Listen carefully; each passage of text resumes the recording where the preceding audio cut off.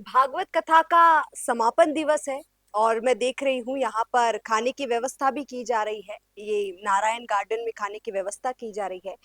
Sir, ये जो कथा थी 7 दिवस की, आप इसके बारे में क्या कहना चाहेंगे हमारे दर्शकों को? क्या-क्या चुनौतियाँ आपने इस दौरान देखी? क्या-क्या चुनौतियाँ आपके रास्ते में आई और कैसा ये कार्यक्रम रहा आपका? मैं रमेश सैनी वाला। सबसे शुरू में हमने सिद्धेश्वर हनुमान मंदिर से श्री श्री 1008 महंत श्री अवधेश जी महाराज के सानिध्य में कलश यात्रा का आयोजन रखा।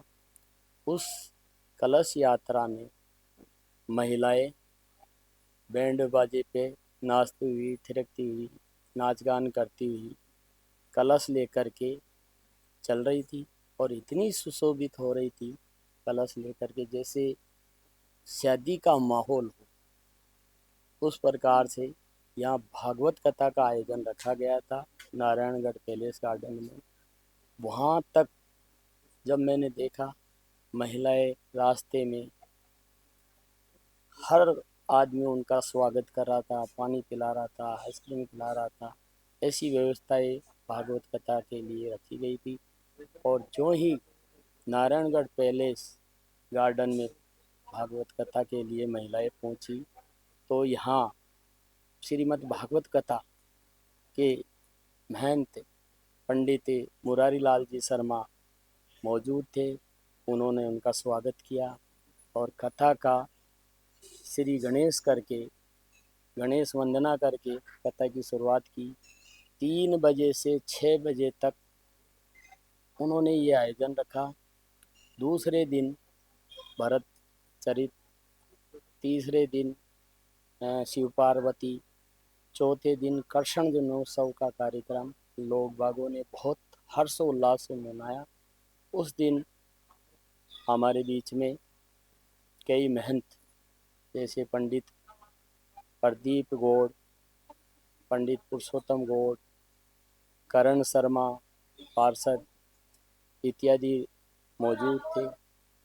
पांचवें दिन हमारे बीच में परम श्रद्धेय श्री श्री 1008 जो सिद्धेश्वर हनुमान जी महाराज के महंत हैं अवधेश जी, वो पधारे। उन्होंने कहा कथा के माध्यम से श्री कृष्ण की उन्होंने महिमा बताई कि श्री कृष्ण जी अपने वहाँ पे मौजूद थे तो सुदामा आ गए। सुदामा की पत्नी ने कहा कि आप अपने बेस्ट फ्रेंड से मिलने जाइए। कि कौन है? कि मेरा बेस्ट फ्रेंड कौन हो सकता है? तो सुदामा ने कहा मेरा तो एक ही बेस्ट फ्रेंड है श्री कृष्ण।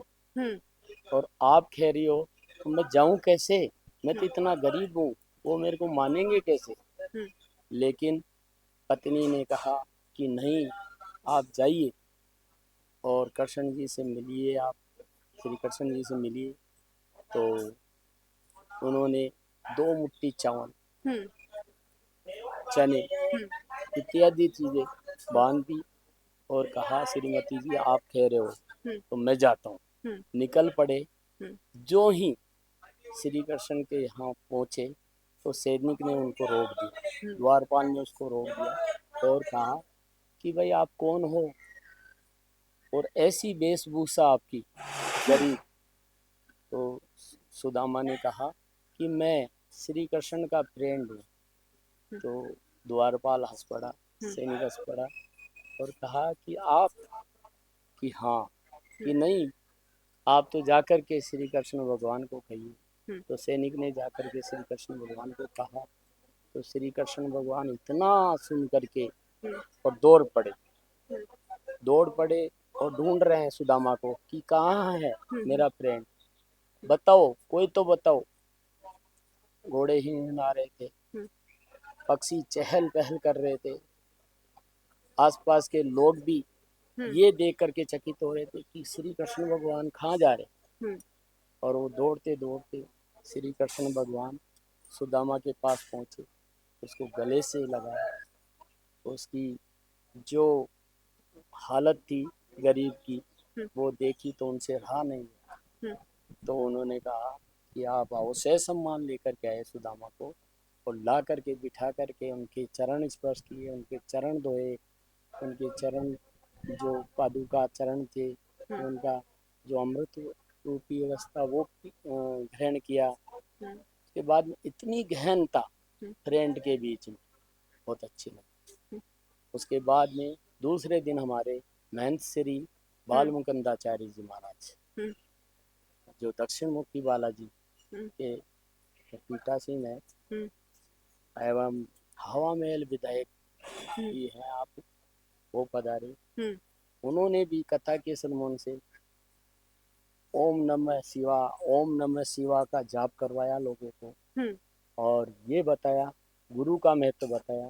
5 व्यक्तियों को बहुत बड़ा बताया उन्होंने। पहले सबसे पहला तो ईश्वर, दूसरा गुरु, तीसरा माता पिता, यदि किसी ने माता पिता का आशीर्वाद ले लिया तो चौथा जो अच्छे कर्म करता है उसको भी बहुत बड़ा बताया।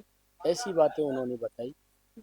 उसके बाद में उन्होंने कहा कि भाई ये जो भागवत कथा का आयोजन इस नारायणगढ़ पैलेस में रखा वो मेरा परिवार है और महिलाओं से कहा कि आप सब इस कथा में भाग लेने आए हैं। उन्होंने बधाई दी, शुभकामनाएं दी कि आप भागवत कथा में भाग लेने आए हैं। आप सनातन धर्मियों, महिलाओं के लिए कहा आप सनातन धर्मी हो और जो अच्छा काम करती है, जो अच्छे कर्म करती है वो महिला ही भाग ले सकता है, वो पुरुष ही भाग ले सकता है। दूसरे दिन 7वें दिन कर्षण सुदामा चरित्र समझाया गया, जो हमारे पंडित थे मुरारी लाल जी शर्मा के द्वारा समझाया गया। उन्होंने बहुत अच्छे से विस्तार विवरण से बताया कि कर्षण और सुदामा की क्या दोस्ती थी।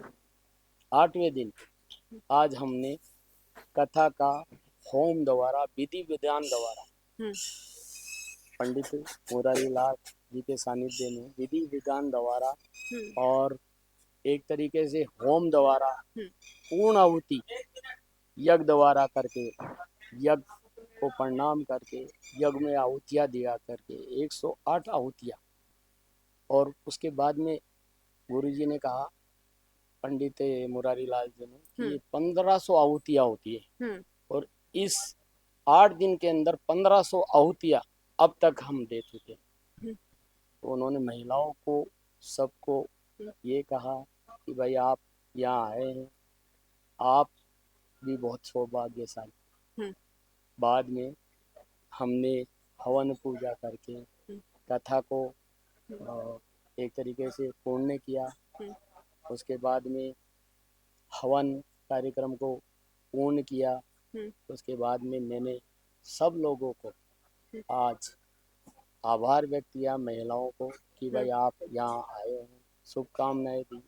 अब शाम को कथा समाप्त के बाद में भंडारे का आयोजन रखा गया है। लोग सब लुत्फ उठा रहे हैं।